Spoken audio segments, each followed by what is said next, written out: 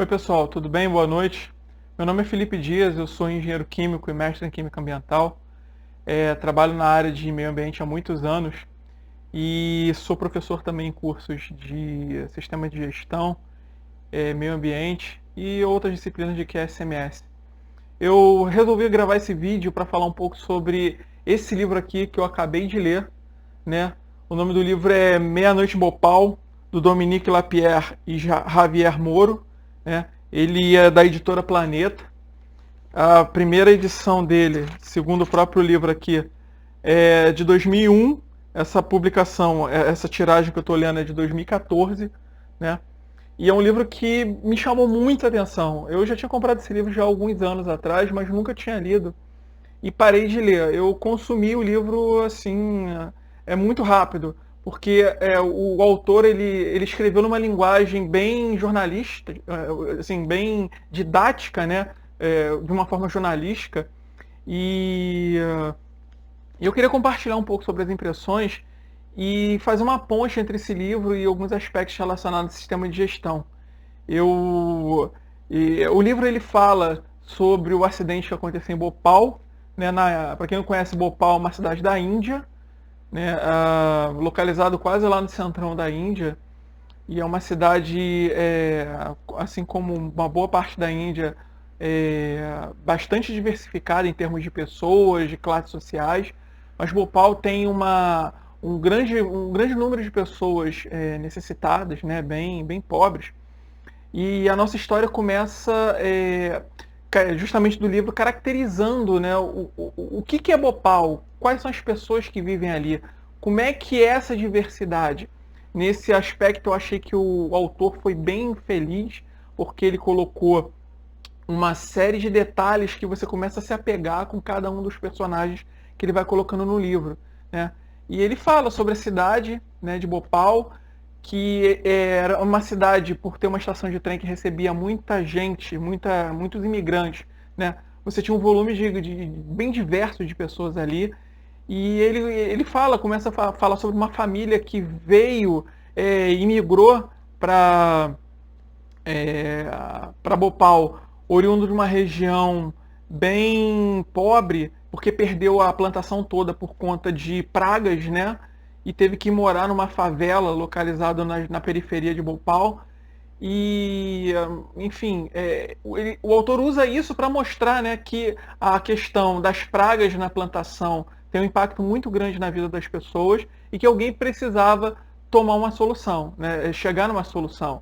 E, no caso, ele começa a trabalhar em paralelo a elaboração de um pesticida chamada Sevin, de uma empresa chamada Union Carbide, que é uma empresa que foi comprada há uns anos atrás pela Dow, mas na época era uma das maiores empresas químicas do mundo, né? E ele começou a desenvolver o Sevin, que era um pesticida, né, para poder combater as pragas que afetavam não só a Índia como um todo, mas outros lugares do mundo, né? E acabou que a Union Carbide, por meio de um representante, verificou que a Índia tinha um potencial muito grande e decidiram instalar uma fábrica lá na cidade de Bhopal por conta das facilidades, né, de transporte de material, pela posição central na cidade, que poderia ser bem distribuído para várias áreas da Índia. Então, o livro ele começou a narrar em paralelo a questão humana, né, e a questão técnica da elaboração desse pesticida e como é que a fábrica foi criada. Na época, a fábrica ela foi criada com o que tinha de melhor, né, em termos de engenharia, né. A, a fábrica ela foi inaugurada em 1977, se eu não me engano. Calma aí. Isso, em 1977, para a produção desse composto, né, dessa substância chamada Sevin, que é o 1-naftil-metilcarbamato, ou comercialmente chamado carbaril, né? E esse carbaril ele é bastante eficiente, né, no controle de pragas, especialmente pulgões e outros tipos de organismos. Só que o Sevin ele tem uma peculiaridade, né?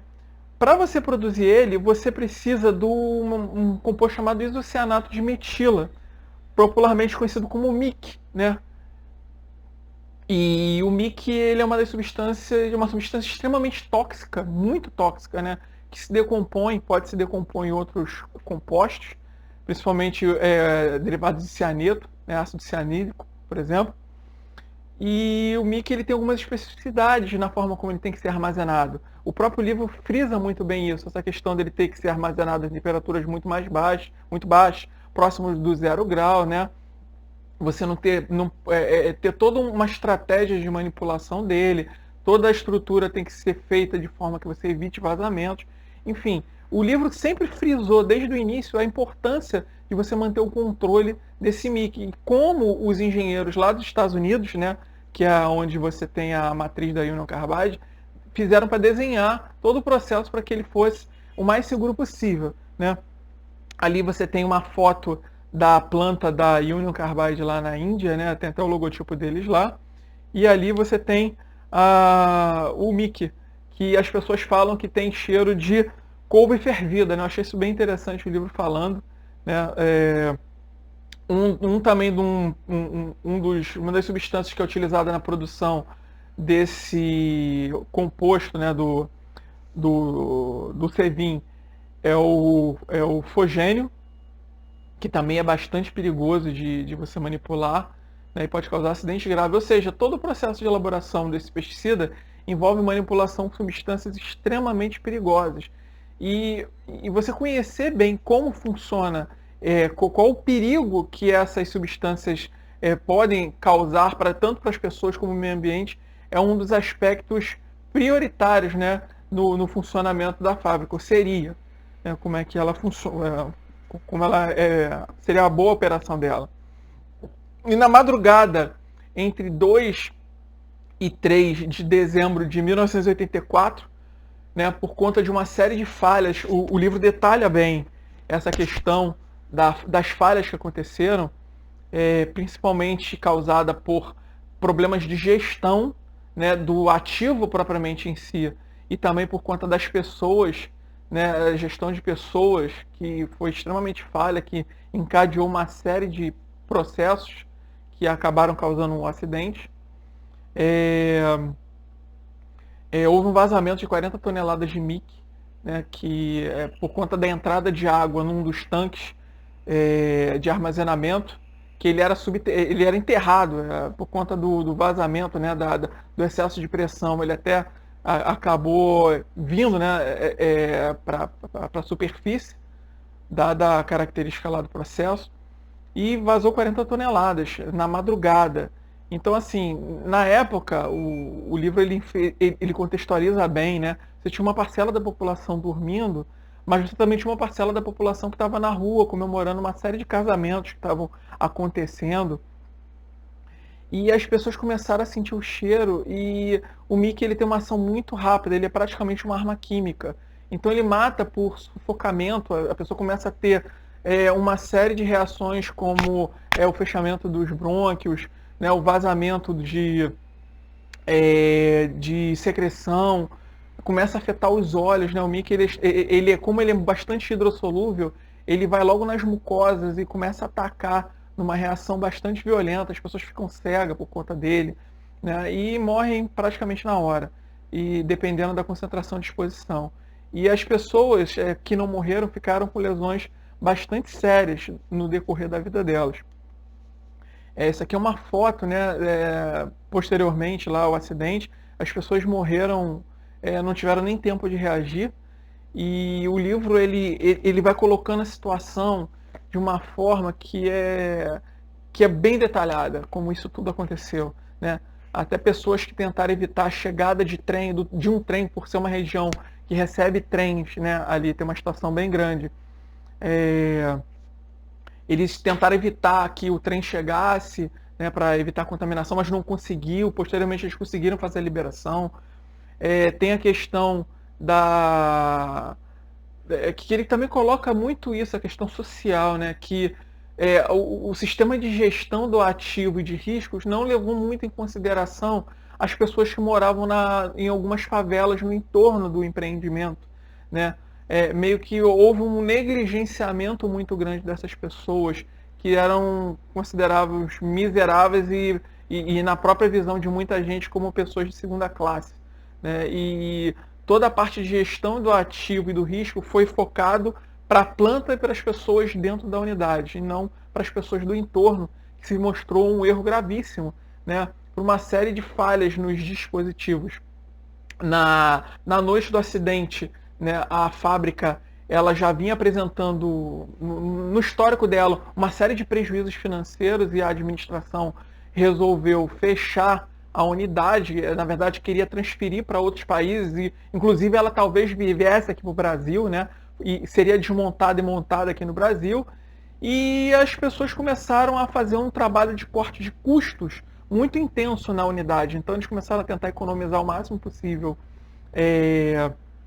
para poupar dinheiro, né, poupar grana, e começaram a negligenciar os sistemas de controle e os sistemas de proteção, né, de redundância contra acidentes, né. Até o flare da unidade estava desligado, e o SEVIN ele poderia ter sido direcionado por flare. O SEVIN não, desculpa. O MIC poderia ter sido direcionado por flare. Tem um sistema também, um sistema de absorção por hidróxido de sódio que estava desligado na época, né, no momento do acidente. Então, assim, e o sistema de manter a refrigeração da unidade, né, próximo de 0 grau também estava desligado. Todos os sistemas de controle críticos de manter o MIC sob controle estavam desligados. E só para vocês terem uma ideia, as pessoas na hora do acidente, né, que estavam verificando o aumento da pressão interna dos tanques e tal, eles não se preocuparam, eles simplesmente relaxaram e foram até tomar chá. E só depois que houve propriamente o vazamento é que as pessoas começaram a sentir o cheiro, né, de couve fervida e foram resolver fazer alguma coisa. Então o vento estava soprando, né, na direção da favela, das comunidades mais pobres, e isso ocasionou a morte de muita gente, né?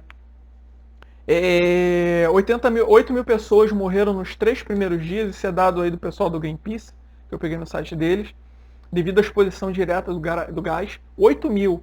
O acidente de Bhopal é considerado o maior acidente industrial da história, né? Então envolve uma série de questões sociais, econômicas e técnicas, que até hoje você tem um imbróglio muito grande ali por conta dessa questão.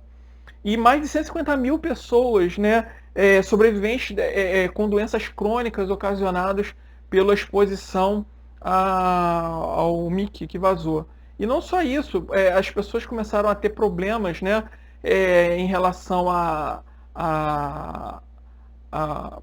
forma como tem filhos, né, prejudicou o nascimento das crianças, a ponto de você ter crianças com problemas de má formação até hoje, por conta desse acidente que aconteceu e que expôs os pais dele a uma situação que alterou o organismo deles de uma forma que até hoje você tem pessoas nascendo com deformidades, né?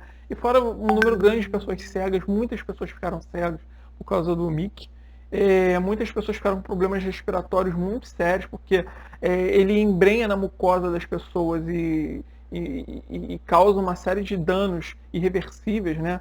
Então é um problema que existe até hoje. Não só isso, você tem um passivo muito grande na unidade, porque a unidade foi basicamente abandonada, né? Eles não fizeram o encerramento da unidade de uma forma controlada, e você hoje tem um passivo, você tem um land farming lá, né, que é um aterro com rejeitos químicos que representam um risco até hoje. Você tem tanques ainda com possibilidade de ter produtos químicos dentro. Você tem áreas de laboratório abandonada com produtos químicos lá que uma criança pode mexer.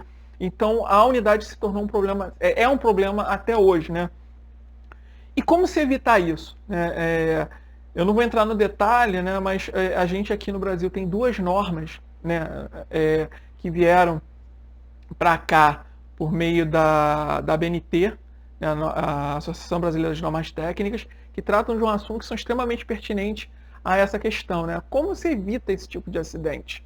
Como é que você pode fazer o seu sistema de gestão funcionar para que você mapeie toda a questão dos riscos associados e faça com que a sua unidade funcione né, de uma forma, todo o ciclo de vida da sua unidade funciona de uma forma eficiente.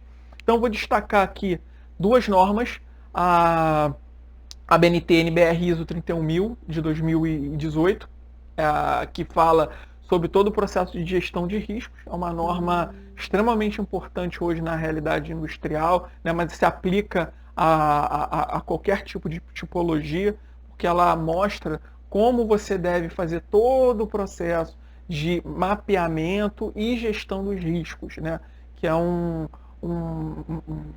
aspecto imprescindível hoje na forma como você opera um determinado processo.